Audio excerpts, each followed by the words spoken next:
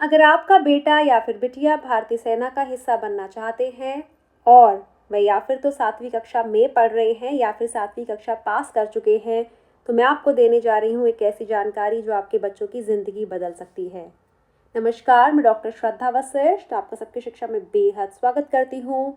राष्ट्रीय भारतीय सैन्य विद्यालय जो कि देहरादून में स्थित है, ने फॉर्म जारी कर दिए हैं। आप सभी को बताना चाहूँगी कि राष्ट्रीय भारतीय सैन्य विद्यालय, जिसे RIMC भी कहते हैं, में 8वीं से 12वीं कक्षाओं के बच्चे पढ़ते हैं। और जो बच्चे इस विद्यालय से पढ़कर निकलते हैं, आमतौर पर वह माना जाता है कि उन बच्चों को भारतीय सेना का हिस्सा बनने का मौका ज़रूर मिलता है। इस विद्यालय में दाखिला लेने के लिए एक पेपर पास करना पड़ता है, एंट्रेंस एग्ज़ाम पास करना पड़ता है, और जो बच्चे प्रवेश परीक्षा पास कर लेते हैं उसके बाद उन बच्चों का इंटरव्यू होता है। बहुत ही बड़े क्षेत्र पर बना यह स्कूल विद्यालय, जो कि 134 एकड़ बड़े क्षेत्रफल पर बना है, बच्चों को बहुत सारी ऐसी सुविधाएं देता है, बहुत सारे ऐसे कौशल सीखने का मौका देता है जो आगे जाकर बच्चों के भारतीय सेना में चयन में बच्चों की मदद करता है। इसके जो फॉर्म जारी हो चुके हैं, ये लड़कों और लड़कियों दोनों के हैं, और प्रवेश परीक्षा दिल्ली में ही होगी। आयु अब मैं आपको बता देती हूँ कि बच्चे की जो आयु है वह 1 जनवरी 2026 को 11.5 वर्ष से कम नहीं होनी चाहिए और 13 वर्ष से अधिक नहीं होनी चाहिए। यानी कि बच्चे की जो जन्म है 2 जनवरी 2013 से पहले का नहीं होना चाहिए और 1 जुलाई 2024 के बाद का नहीं होना चाहिए। यानी कि 2 जनवरी 2013 से 1 जुलाई 2014 के बीच का होना चाहिए। और शैक्षिक योग्यता जैसे कि आपको बता चुकी हूँ, क्योंकि 8वीं से 12वीं तक के बच्चे पढ़ते हैं, इसलिए बच्चा या फिर तो 7वीं कक्षा में पढ़ रहा है फिलहाल, या फिर 7वीं कक्षा पास कर चुका है। अब आप इसका फॉर्म कैसे भरेंगे? तो साफ साफ लिखा है कि फॉर्म भरने के लिए या फिर तो आप जो आपको पेमेंट करनी होगी, फॉर्म भरने के लिए फ़ीस देनी होगी, तो आप उसका ऑनलाइन आवेदन का भुगतान भी कर सकते हैं, ऑनलाइन फ़ीस का भुगतान कर सकते हैं। इसमें आपके पास आवेदन पत्र और विवरण पत्रिका और पिछले सालों के क्वेश्चन पेपर का एक सेट आपको मिलेगा, जो कि सामान्य श्रेणी के बच्चों के लिए 600 रुपये है इसका प्राइस जो देना है, और SC ST यानी कि अनुसूचित जाति अनुसूचित जनजाति के बच्चों के लिए ये 555 रुपये है। आप RIMC, जो मैंने आपको बताया है कि राष्ट्रीय भारतीय सैन्य विद्यालय की जो ऑफिशियल वेबसाइट है, वहां जाकर आप इसका भुगतान कर सकते हैं। भुगतान करने के बाद आवेदन पत्र और विवरण पत्रिका और पुराने जो प्रश्न पत्र हैं वो स्पीड पोस्ट से आपको भेज दिए जाएंगे। यानी कि आपके पास जो फॉर्म है वह भी आ जाएगा, डिटेल्स भी आ जाएंगी और पिछले कुछ सालों के क्वेश्चन पेपर भी आ जाएंगे, क्योंकि जैसे मैंने आपको बताया है एंट्रेंस के थ्रू बच्चों का एडमिशन होगा, तो एंट्रेंस एग्जाम में किस तरीके के क्वेश्चन आएंगे उसकी जानकारी आपको दे दी जाएगी। उसके लिए आपको पुराने सालों के क्वेश्चन पेपर भेज दिए जाएंगे। या फिर एक दूसरा तरीका यह है कि आप ऑनलाइन नहीं पे कर सकते, तो आप डिमांड ड्राफ्ट के द्वारा भी आवेदन पत्र, विवरण पत्रिका या पुराने प्रश्न उत्तर के सेट ले सकते हैं। फिर जैसे मैं आपको बता चुकी हूँ, सामान्य श्रेणी के लिए 600 रुपये और SC ST कैटेगरी के लिए यह 555 रुपये है। और डिमांड ड्राफ्ट किसे भेजना है? द कमांडेंट RIMC फंड, और इसमें डिटेल्स भी लिखे है। ड्रॉई ब्रांच होगी HDFC, बल्लूपुर चौक देहरादून, और बैंक कोड 1399 उत्तराखंड के नाम से भुगतान करके प्राप्त किया जा सकता है।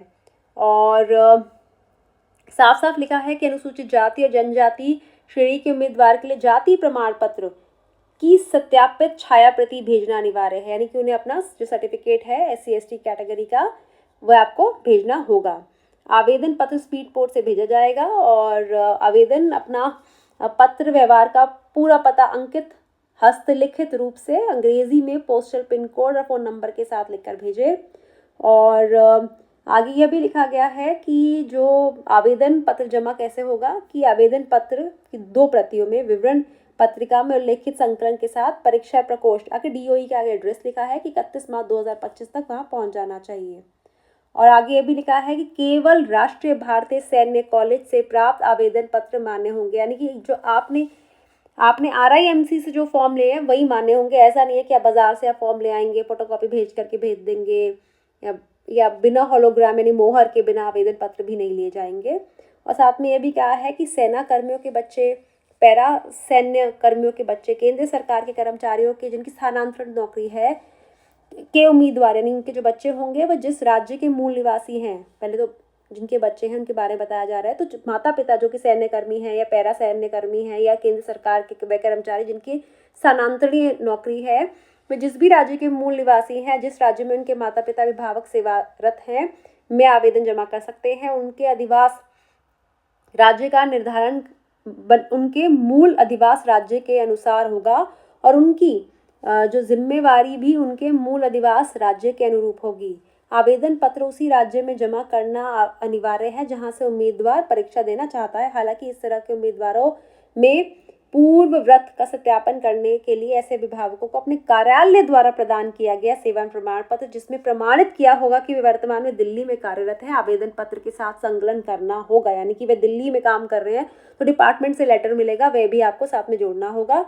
अधिक जानकारी के लिए आप RIMC की जो वेबसाइट है उसे आप एक बार देख लीजिए। और इसमें साफ साफ दिखाया है कि 3 जनवरी को हमारा नोटिफिकेशन निकला था। वेबसाइट है www.rimc.gov.in। फिर से बताना चाहूँगी एक बार महत्वपूर्ण जानकारी कि जो बच्चे भारतीय सेना का हिस्सा बनना चाहते हैं उनके लिए सुनहरा मौका है। अगर वे बच्चे 7वीं कर रहे हैं या फिर कर चुके हैं तो वह जो एंट्रेंस एग्जाम होने वाला है RIMC का वह दे सकते हैं। आमतौर पर 400 अंक का एंट्रेंस एग्जाम होता है जिसमें 8वीं से 12वीं तक के बच्चे इन विद्यालय में पढ़ते हैं, जो कि 134 एकड़ के क्षेत्रफल पर बना है। सोचिए कितना बड़ा होगा। यहाँ पर सारे सेना से जुड़े कौशल सिखाए जाते हैं और माना जाता है कि जो बच्चे इस विद्यालय से पढ़कर निकलते हैं सेना में उनका सिलेक्शन तो होता ही होता है और एडमिशन जो होता है वह एंट्रेंस के थ्रू होगा। एंट्रेंस क्लियर करने के बाद इंटरव्यू भी होगा।